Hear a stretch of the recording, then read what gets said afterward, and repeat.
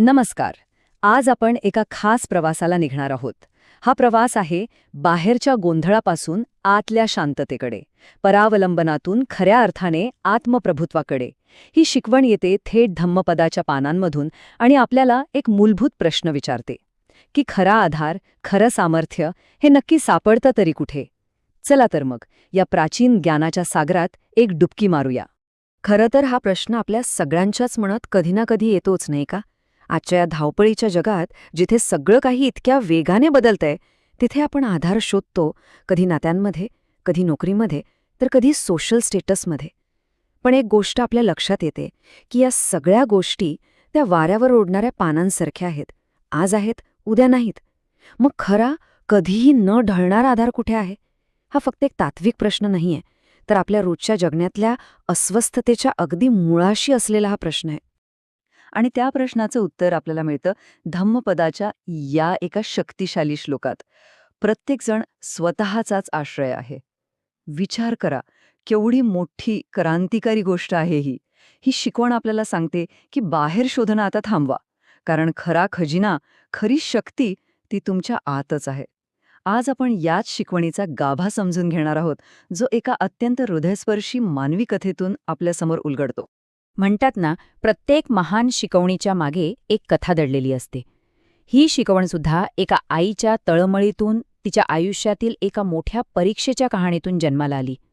कल्पना करा, श्रावस्तीमधील जेतवन विहार, दुपारची शांत वेळ आणि भिक्षूंच्या मंत्रोच्चाराचा मंद ध्वनी हवेत विरघळतोय. याच पवित्र वातावरणात एका तरुण स्त्रीच्या आयुष्यात असं काहीतरी घडलं, ज्याने तिच्या श्रद्धेची आणि सहनशीलतेची अक्षरशः कसोटीच पाहिली. तर ही कथा आहे एका तरुण भिक्खुणीची. तिने संघाचे नियम पाळण्यासाठी आपलं घरदार सगळं काही सोडलं होतं. पण तिला स्वतःलाही कल्पना नव्हती की ती गर्भवती आहे. आणि ती कुणाच्या शिष्यांमध्ये होती? तर देवदत्ताच्या, जो बुद्धांचा चुलत भाऊ होता, पण अत्यंत कठोर आणि नियमांना चिटकून राहणारा. जेव्हा तिची गर्भधारणा सगळ्यांसमोर आली, तेव्हा देवदत्ताने क्षणाचाही विचार केला नाही. त्याने थेट तिला चारित्र्यहीन ठरवून संघातून काढून टाकण्याचा आदेश दिला. विचार करा, तिच्यासाठी हा फक्त एक नियमभंग नव्हता, तर तिच्या संपूर्ण अस्तित्वावर लागलेला एक कलंक होता. आणि इथे आपल्याला दोन दृष्टिकोनांमधला एक खूप मोठा फरक दिसतो. एका बाजूला होता देवदत्त, जो फक्त नियमांच्या पुस्तकात अडकला होता. त्याच्यासाठी नियम हेच अंतिम सत्य होतं. पण दुसऱ्या बाजूला होते बुद्ध, ज्यांनी त्या नियमांच्या पलीकडे पाहिलं. त्यांनी त्या स्त्रीच्या मनातील सत्य आणि तिच्या डोळ्यांतील करुणा पाहिली. हा केवळ दोन व्यक्तींमधला संघर्ष नव्हता, तर दोन जीवनदृष्टींमधला संघर्ष होता. एक होता कठोर नियमांचा आणि दुसरा होता सखोल मानवतेचा. बुद्धांनी हा न्यायनिवाडा कुठल्या तरी बंद दाराआड नाही केला. त्यांनी राजा पसेनेदी, जे राजसत्तेचं प्रतीक होते, आणि विशाखा, जी समाजातील नैतिकतेचं प्रतीक होती, अशा प्रतिष्ठित लोकांना बोलावून सगळ्यांसमोर चौकशी केली.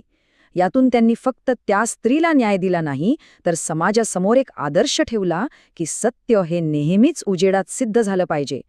विशाखेने तिची तपासणी केली, तिची निर्दोषता सिद्ध झाली आणि अखेर न्यायाचा विजय झाला.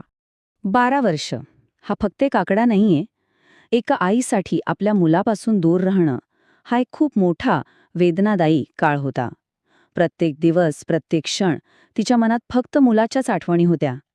या 12 वर्षांच्या विरहाने तिच्या मनात आसक्तीचं, ममतेचं एक असं घट्ट जाळं विणलं होतं, जे तोडणं जवळजवळ अशक्यच वाटत होतं. हा काळ तिच्या संयमाची आणि तिच्या ममतेची खरी परीक्षा पाहणारा होता. आणि मग अखेर तो दिवस आला. अनेक वर्षांच्या त्या लांब प्रतीक्षेनंतर तिचा मुलगा कुमार कस्सप, जो आता एक तरुण भिक्षू बनला होता, तो तिच्यासमोर उभा राहिला. खरं तर ही भेट तिच्यासाठी आनंदाचा एक परमोच्च क्षण असायला हवा होता, नाही का? पण ह्याच भेटीमध्ये तिला तिच्या आयुष्यातला सर्वात मोठा आणि तितकाच वेदनादायी धडा मिळणार होता. एक असा धडा जो तिला आसक्तीच्या बंधनातून कायमचं मुक्त करणार होता. जरा कल्पना करा त्या आईच्या मनाची अवस्था. ज्या मुलाला पाहण्यासाठी तिचे डोळे 12 वर्षे तरसले होते, त्याच मुलाने तिच्या प्रेमाला, तिच्या ममतेला आसक्ती म्हटलं. हे शब्द वरवर पाहता खूप कठोर वाटतात, पण ह्यात एक गहन करुणा दडली होती. हे शब्द तिला तिच्या मोहाच्या झोपेतून जागं करण्यासाठी होते. हा एक प्रकारचा आध्यात्मिक धक्का होता, जो तिला तिच्या दुःखाच्या थेट मुळाशी घेऊन जाणार होता. त्या शब्दांनी तिच्या मनात विचारांचं एक वादळच निर्माण झालं. तिला त्या क्षणी जाणीव झाली की 12 वर्ष ती ज्या मुलासाठी रडत होती तो आता तिच्यापासून खूप पुढे गेलाय. तिचं प्रेम, तिची माया ही आता फक्त एक बंधन बनून राहिली होती. तिला त्या क्षणी आसक्ती आणि खरं प्रेम यातला फरक स्पष्टपणे कळला.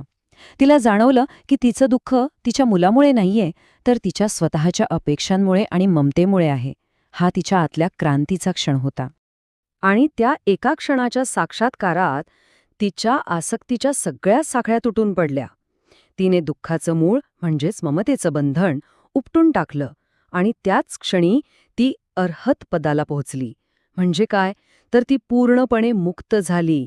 तिला आता कोणत्याही बाह्य आधाराची गरज नव्हती, कारण तिला स्वतःच्या आतच तो कधी न ढळणारा आश्रय सापडला होता. त्या भिक्षुणीची ही कथा ऐकून आणि तिच्या आत झालेले हे अविश्वसनीय परिवर्तन पाहून बुद्धांनी ती प्रसिद्ध गाथा उच्चारली. ही गाथा म्हणजे केवळ काही शब्द नाहीत, तर ते आत्मप्रभुत्वाचं सार आहे. आता आपण या श्लोकाच्या प्रत्येक शब्दात दडलेल्या गहन अर्थाचा शोध घेऊया. अत्तही अत्तनो नाथो कोही नाथो परोसिया अत्तनाही सुदंतेना नाथम लभती दुर्लभम. या पाली श्लोकाचा अर्थ आहे, खरोखर प्रत्येकजण स्वतःचाच आश्रय आहे. दुसरा कोणी आपला आश्रय कसा असू शकेल? जेव्हा आपण स्वतःला पूर्णपणे प्रशिक्षित करतो तेव्हा आपल्याला असा दुर्लभ आश्रय मिळतो. यातला संदेश अगदी स्पष्ट आहे.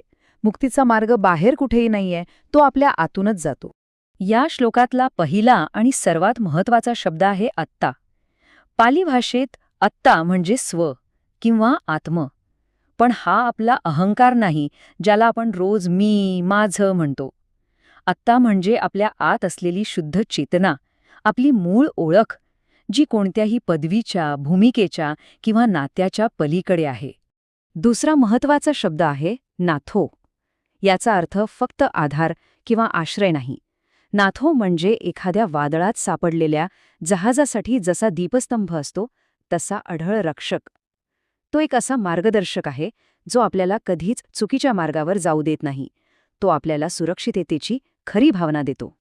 आणि तिसरा शब्द आहे सुदंतेन, ज्याचा अर्थ आहे उत्तम प्रकारे प्रशिक्षित. आणि खरं सांगायचं तर इथेच या संपूर्ण शिकवणीचं रहस्य दडलेलं आहे. तो नाथो म्हणजेच आंतरिक आश्रय आपल्याला आपोआप मिळत नाही, तो मिळवावा लागतो. कसा? तर जेव्हा आपण आपल्या आत्ताला म्हणजेच आपल्या मनाला आणि चेतनेला ध्यानाने आणि सजगतेने प्रशिक्षित करतो, तेव्हाच तो दुर्लभ आश्रय आपल्याला प्राप्त होतो. हाच आहे आत्मप्रभुत्वाचा मार्ग.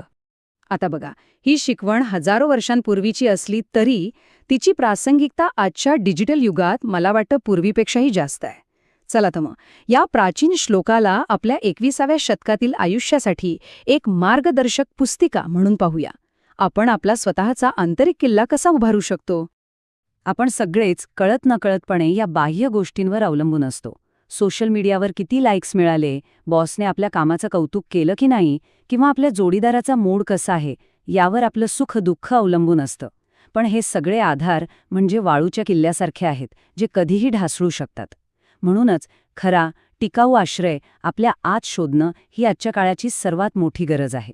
ज्ञान तोपर्यंत अपूर्णच असतं जोपर्यंत ते कृतीत उतरत नाही.